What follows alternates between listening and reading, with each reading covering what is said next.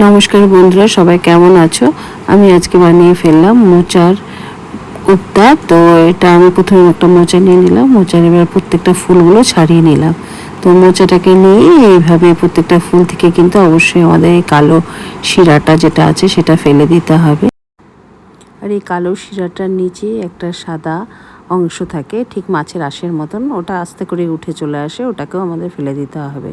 তো এইভাবে আমি প্রত্যেকটা ফুলকে আলাদা আলাদা করে বেছে নিলাম। এরপর বাছার পরে আমি এটাকে সিদ্ধ করতে বসিয়ে দিলাম। প্রেসারে মোটামুটি 2 সিটি পড়লেই সিদ্ধ হয়ে যাবে। তো আমি যেদিন মোচা রান্না করব মনে করি, তো সেদিন আগের দিন রাত্রেই আমাকে বেছে রাখতে হয়, নয়তো আমি সকালবেলা ঠিক সময় করে উঠতে পারি না। তো এবার আমি সিটি দেওয়ার পরে সেটাকে আমি একটা ছাঁকনির মধ্যে নিয়ে জলটাকে বের করে দেব। এবার এটাকে অবশ্যই আমি পাটায় বেটে নেব এবং সেই মিশ্রণটার সাথে আমি 4 চা চামচ বেসন মিলিয়ে দিলাম, আর স্বাদ মতো লবণ, একটু সামান্য হলুদ, আর গরম মশলার গুঁড়ো, একটু চিনি মিলিয়ে এটাকে ভালোভাবে মিলিয়ে নিলাম।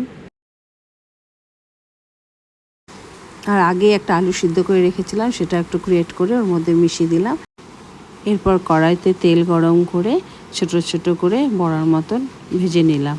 তো আমি রান্নাতে খুব সামান্য তেল ব্যবহার করার চেষ্টা করি, তাই খুব কম তেলেই অল্প অল্প করে ভাজলাম। তোমরা চাইলে একটু বেশি করে তেলেও ভাজতে পারো।